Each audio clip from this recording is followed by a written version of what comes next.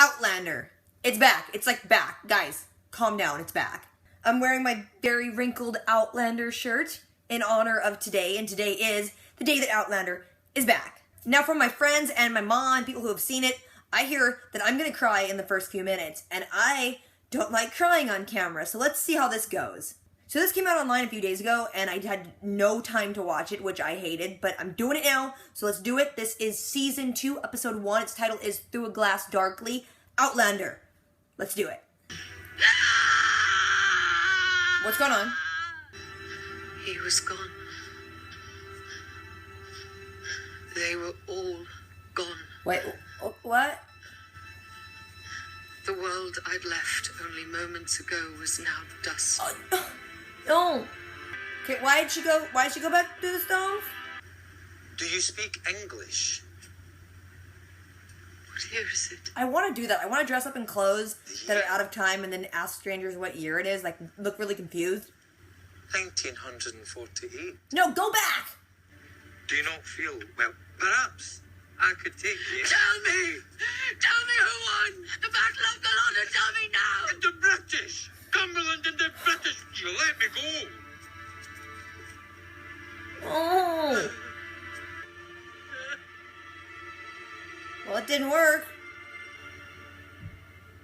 Sing me a song of a lass that is Usually I'm happy when the song comes on, but this is sad. Oh my gosh, it's been too long since I've heard the song. No, don't change up the intro! It's a snake. I got the goosebumps. I don't like this. I'm gonna curl up now. My name is Randall, Frank Randall. I received a... I can't look at him and not just hate him, even though he's not Blackjack. Dehydration and superficial cuts and bruises notwithstanding, well, she appears to be in good health. But she's crazy because she thinks she went through time. Claire. How do you not just hate him so much? I'm pretty sure she does, though. Are you? Of course. With all my heart. Oh God, no! Don't go near her. Mrs. Randall. Hey, what are you doing? How did you get that far in there to take a picture? You couldn't even hide it. Your camera's like this big. Going to need some clothes. He's like, did you run off to a Renaissance fair? Even the curator of Old Leonard Cottage himself has been known to borrow books from our collection. Oh God, dragons. Oh wait, no. She just went back in time. She didn't go to like a fairy tale Saying land. they might whisper. There's always another fucking war. Language, honey. Once. No bueno.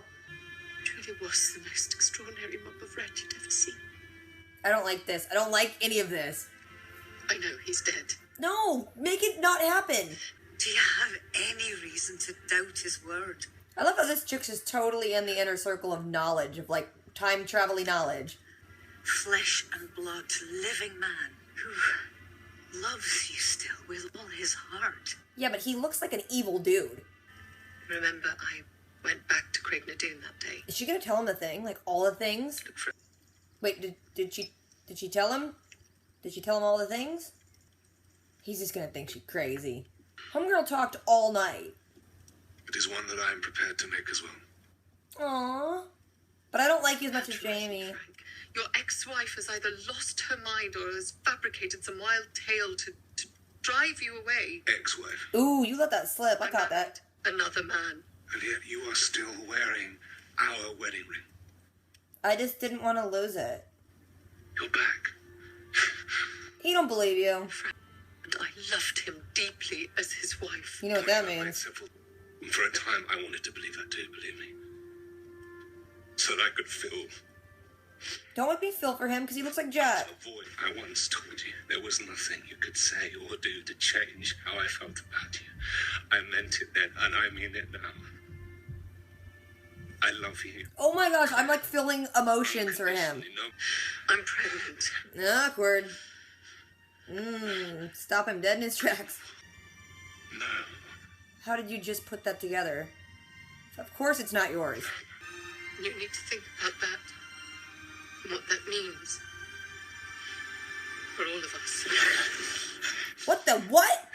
He went... What is happening? doing? You gonna smack her or what? Oh, well, I guess apparently that whole moving speech, I don't feel crap for you, man. Got a little bit of blackjack in him. You accepted all that, and you still want to be with her, but she's pregnant, and you're gonna knock her teeth out? Okay, don't break people's stuff, sir.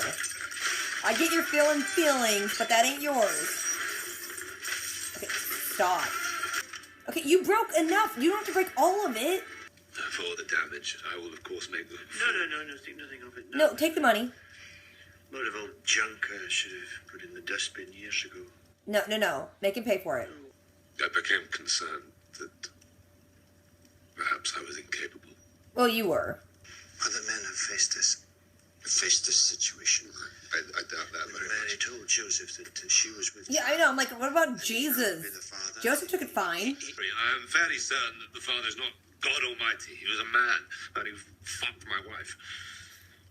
Language in front Yes, of him. Roger. Really? Excuse me, I can't say chicken. And in front of a kid, you're a bad person. God, British kids are so creepy. And I don't mean to be mean, it's just that British kids are creepy. As long as you're here, the British press will flog it to death. Don't say flog. That's not your word. That's our word. I also have conditions. You're not in a position to make any demands, sir. You must let him go. No, you let him go. That didn't make any sense, but still. I accept your conditions.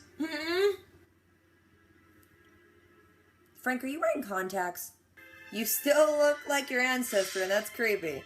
This episode is going on way too long without Jamie being in it, and I'm not okay. Time to leave the past behind. What are you gonna do with those clothes? You better sell them, they're worth a lot. Why did she come back through the stones? Don't take the ring off. Can you just go back to the stones like on weekends? Visit him? Honey, are you wearing socks with those shoes? You need to wear some socks. Don't burn the clothes! This is stupid! You can let go of the past but still make some money off of it. On one of them newfangled flying machines. She looks so beautiful though. Almost in.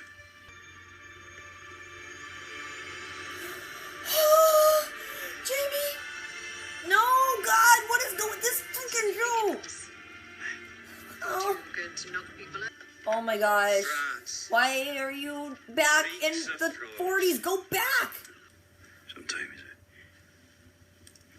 she was touch. Just don't think about it. That is a sum total of my knowledge of the war. Well, it's way more than I would have. If I went back in time, I'd be screwed. Since when were you not up for a challenge? Yeah. Thinking it's not a very honourable path you're laying out for us. Screw honor, you're gonna die. He thinks they're gonna have, like, problems infiltrating something. He's, like, underestimating how pretty they both are. They'll wouldn't be invited anywhere. And you're hiding it from me. Let him in on it. He seems cool. That'll do. That will do, pig. That will do. You told me, Sassenach. You're the one from the future.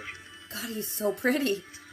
I'm so glad that guy asked a question that would lead to Jamie taking his shirt off. He's up against Those the king. scars look so good. Their makeup team is Why such killer. fools to be good for They get to figures, house as sit. I recall. No, stay back. Stay back. It's all right. It is what I think it is. I can't get it. Oh shoot, no. Blisters and- Don't be dealing with no like subpar health standards, no. C'est le variole. Dude, speaking other languages totally helps too. C'est la petite vérole. Why are you all standing there? It's smallpox. Get out of there. There's nothing more you can do here. Why do you not ever listen to Jamie? He's just trying to keep you out of trouble, girl. You like, she might not be able to get smallpox, but she's been like touching their blisters. Don't go touching anyone else. It's like angry, square-jawed Frenchman. I don't like you. You're pretty though, but I don't like you. We've made an enemy here today. And you've been here like a day.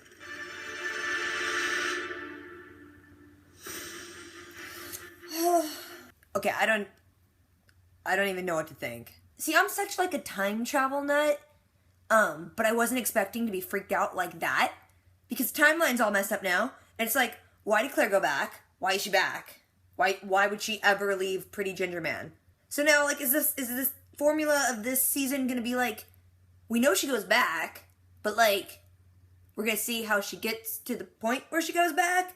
So it opens with like Claire doing a voiceover about how she wishes she was dead and how things basically suck. She's like flat on her back by the stones, And she starts freaking out. She finds a ring. I don't know if that's something that hasn't been brought up yet or something I forgot, but I was like, that's interesting. And then she just like freaks and starts walking. Then there's a voiceover of her saying that he's gone and like everything's gone, everyone's gone, and I'm just like, what's happening? And of course, when she's walking on the street, car pulls up behind her because, she's back in the boring time without the pretty Scott boy. And it's kind of like that scene that is in every good time travel of like someone showing up in clothes that aren't in the right period saying, what year is it? Which I totally am going to do to someone one of these days, I swear. So this poor innocent dude who's just driving a car trying to be nice gets kind of freaked out because she's like wanting to know who won in the battle. And he's like, the British did. Why are you touching me, ma'am? And she just full freaks. Like she starts like wailing in the street. She's making a scene. And then it goes to the theme song, which I'm totally down with all the time. But there's like different imagery cut in for like the new season. And then it goes into like French. And I'm like, don't change what I know. I'm feeling upset. Then it shows Frank showing up to like this hospital wing. And he's like, where is she? And she like totally don't want to see him because, when she looks at him, she sees Blackjack. And that's not great. While they're talking, some dude sneaks in from like the newspaper and like takes a picture. And it's like, how did he get past all the doctors and nurses? Like, he couldn't hide the camera. It's the size of a suitcase. Homeboy takes a picture of her, and then the nurse finally catches up and is like, hey, get out of here. Frank's like, I got a room for us. We can go back to that, place where we were staying before you went all missing. She's like, is that one chick still working for the dude? Because I gotta talk to her. Then it cuts to like a week later, and Frank is talking to that Reverend dude. And he's like, I talked to someone and the clothes she's wearing are like super valuable and authentic. And I'm like, first of all, you should just be saying dollar signs because those are worth a lot. They're trying to like figure out what's going on. Claire apparently hasn't even been talking about it, but she's totally talking to that one chick there. That chick knows everything. Like Claire's talking about trying to find out what happened to Jamie and talking to her openly about, being with Jamie. That chick's totally fine with it. Frank's a little concerned because, like, in the newspaper, they ran an article about, like, a lady kidnapped by fairies, and he's like, oh, this is a headache. Then that night, Claire invites Frank into her room, and she's like, I'm gonna tell you some stuff. Save your questions till the end, because this is gonna get weird. And then it kind of cuts to morning, so clearly she's told him freaking everything. I don't think he fully believes her. I think it's a perfect mix of he thinks she's crazy, but he doesn't really care because she's back and he missed her. But then at the same time, he's like, well, she was found wearing old-timey clothes, so I don't know what to think. She's kind of upset by the whole thing. She's like, look, dude, I know you don't really believe me, and it's more upsetting that you're pretending you're okay with it, but, looking at me like I'm crazy. He's like, look, here's the deal, boo. I love you a lot, so, I'm gonna be cool with whatever happens. Like, people wanted me to be mad at you. I wanted to be mad at you, but I'm, like, super lonely and missed you, and you're back, so let's just go back to good. She's like, by the way, I'm, like, full-on pregnant. And he's like, oh, I'm happy. And then he's like, wait, I can do math. It's not mine. And, I can figure things out, like, I'm sterile, so it can't be mine. And then all of a sudden he kind of just freaks and jumps up and looks like he's gonna, like, knock her teeth out. And then he goes out to the Reverend dude's shed and just starts breaking everything. It's like, I get you're going through things, but you need to respect other people's property. Then it cuts to him, like, talking to the Reverend dude. And he kind of just saying, like, he found out he was sterile. He was really happy when he found out she was pregnant, but then he's like, oh crap, it's not mine. So then he freaked a little bit and broke all of his stuff. The Reverend dude's like, here's the thing, bro. There's a kid without a dad, and there's a guy without a kid. Just make it work and shut up. Then it cuts to Frank up in Claire's room, and he's like, here's the thing, boo.